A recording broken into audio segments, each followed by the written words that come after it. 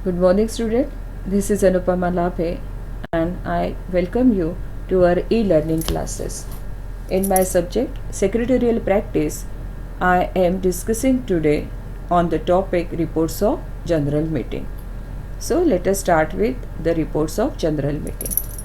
क्या होती है report on annual general meeting? जैसे कि जो भी कंपनी के शेयर होल्डर्स है या मेंबर्स है, उनकी एक मीटिंग एनुअली लेना कंपलसरी है।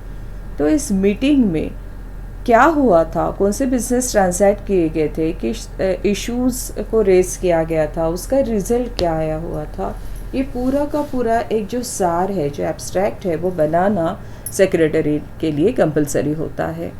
तो ये जो रिपोर्ट है वो बना के फिर रजिस्ट्रार के पास फाइल करना होता है, so that the registrar can see, यानी वो देख सकता है कि जो एनुअल जनरल मीटिंग हुई थी वो प्रॉपरली कन्वीन हुई थी या नहीं हुई थी। तो देखते हैं कि ये रिपोर्ट क्या होती है। Section 121 of the companies act 2013 mandates every listed company to prepare a report on each annual general meeting and file the report with the registrar. तो सेक्शन 121 जो है कंपनीज एक्ट 2013 का, उन्होंने कंपलसरी किया है हर एक लिस्टेड कंपनी के लिए कि उन्होंने रिपोर्ट बनाना ज़रूरी है। और रिपोर्ट किसके ऊपर बनाया जाता है? तो जितनी भी एनुअल जनरल मीटिंग कंपनी के द्वारा ली जाती है, उस मीटिंग के ऊपर जो रिपोर्ट है वो बनानी है और वो रिपोर्ट को रजिस्ट्रार के पास फाइल करना है within 30 days from the conclusion of the meeting. Then क्या है? The report on each annual general meeting shall be prepared in addition to the minutes of the general meeting. यानी सिर्फ minutes बना दिए और हो गया, ऐसा नहीं है। तो मिनट्स के साथ साथ ये रिपोर्ट भी बनानी ज़रूरी होती है। देखिए बेसिक डिफरेंस क्या है मिनट्स और रिपोर्ट का। मिनट्स से ड्यूरिंग द मीटिंग बनाए जाते हैं और रिपोर्ट्स जो है आफ्टर मीटिंग बनाए जाते हैं। मिनट्स जो है वो हर एक चीज़ के बारे में नोटिफाइड किया जाता है सेक्रेटरी से, लेकिन ये रिपोर्ट जो है वो मेन पॉइंट्स जो कि रजिस्ट्रार के लिए बहुत ज़्यादा अहम होते हैं उसको वहाँ पे मेंशन करना ज़रूरी होता है। चलो, तो और ये जो रिपोर्ट है वो भी एक प्रिस्क्राइब फॉर्मेट में ही रजिस्ट्रार के पास फाइल करना है, और वो है फॉर्म नंबर MJT 15। देखिए date and signing of report, कौन सी साइनिंग अथॉरिटी है वो देखते हैं। The report shall be sign and dated by the chairman of the meeting. अगर चेयरमैन है वो मीटिंग के, तो उन्होंने अपनी साइन वहाँ पे देनी है और डेट पुट करनी है। अगर ऐसे चेयरमैन की इनएबिलिटी है टू साइन द रिपोर्ट, तो ऐसे समय में दो डायरेक्टर्स ऑफ द कंपनी और उसमें से एक अगर कंपनी का कोई मैनेजिंग डायरेक्टर होगा तो वो होना ज़रूरी होता है। अगर नहीं है तो दो directors of the company and one company secretary of the company. और अगर एक कंपनी सेक्रेटरी है तो वो ऐसे लोगों ने वहाँ पे साइन करना वो रिपोर्ट को ज़रूरी होता है। आगे देखते हैं कंटेंट्स क्या होने चाहिए रिपोर्ट के। The report on annual general meeting shall be the effect that the meeting was convene held and conducted as per the provisions of the companies act 2013 and the rules made there and. देखिए ये report जो है वो इसलिए बनाया जाता है कि जो एनुअल जनरल मीटिंग जो कंडक्ट की गई थी कंपनी से, तो वो कैसे हुई थी, वो प्रॉपरली कन्वीन थी, हेल्ड थी और कंडक्टेड थी। यानी जो रूल्स एंड रेगुलेशंस प्रिस्क्राइब किए गए हैं under companies act 2013, accordingly the company has convene, conducted and held the meeting. The report shall contain a fair and correct summary of the proceedings of the meeting. देखिए report आप ऐसा वैसा नहीं बना सकते हैं, आपको वहाँ पे पूरी की पूरी करेक्ट समरी देनी ज़रूरी है और उसके कंटेंट्स जो होने चाहिए वो फेयर होने चाहिए। The report shall contain the following particulars namely. देखिए उन्होंने ये भी बताया है कि क्या क्या होना चाहिए जब रिपोर्ट बनाई जाती है तो उसके कंटेंट्स क्या होने चाहिए। जैसे कि डेट डालनी आपके लिए ज़रूरी होती है, तो डेट है, डे है। देखिए day date, hour and venue of the annual general meeting. कौन से दिन की गई थी, कौन सी तारीख थी, किस वक्त पे ली गई थी और कहाँ पे ली गई थी एनुअल जनरल मीटिंग, ये रिपोर्ट में आना जरूरी होता है।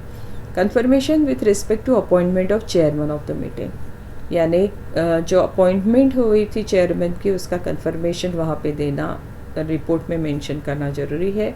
Number of members attending the meeting, कितने लोगों ने वो मीटिंग को अटेंड किया था। कंफर्मेशन ऑफ द कोरम, यानी जो करम था वो according to the rules and regulations of the companies act था, उसका कंफर्मेशन देना है। Confirmation with respect to compliance of the companies act 2013 and the rules made thereafter with respect to calling, convening and conducting the meeting, यानी आपको वहाँ पे ये भी कंफर्म करना जरूरी होता है कि जो कॉल की हुई थी मीटिंग, जिस तरह से बिजनेस ट्रांसैक्ट किया गया हुआ था, वो according to the rules and regulations ही था। इसका कंफर्मेशन ही रिपोर्ट में देना जरूरी होता है। Business transacted at the meeting and result thereof, देखिए कि एजेंडा जो बनाया जाता है उसे बिजनेस ट्रांसैक्टेड कहते हैं। हमने इसके ऊपर पहले ही डिस्कशन किया गया था, ऑर्डनरी बिजनेस, स्पेशल बिजनेस। तो ये जो मीटिंग में बिजनेस ट्रांसैक्ट किया गया था उसका कंफर्मेशन देना, और उसके ऊपर क्या रिज़ल्ट, यानी जो डिस्कशन करने के बाद कोई रिजोल्यूशन पास किया जाता है तो किस तरह का रिजोल्यूशन पास हुआ है, उसका क्या रिज़ल्ट आया हुआ है, ये बताना ज़रूरी है। Particulars with respect to any adjournment, postponement of meeting, change in venue, अगर हो सकता है कि मीटिंग एडजर्न हुई है, पोस्टपोन हुई है, या उस जो प्लेस बताई थी उस प्लेस में चेंजेस आए हुए हैं, तो ये भी आपको वहाँ पे बताना ज़रूरी है।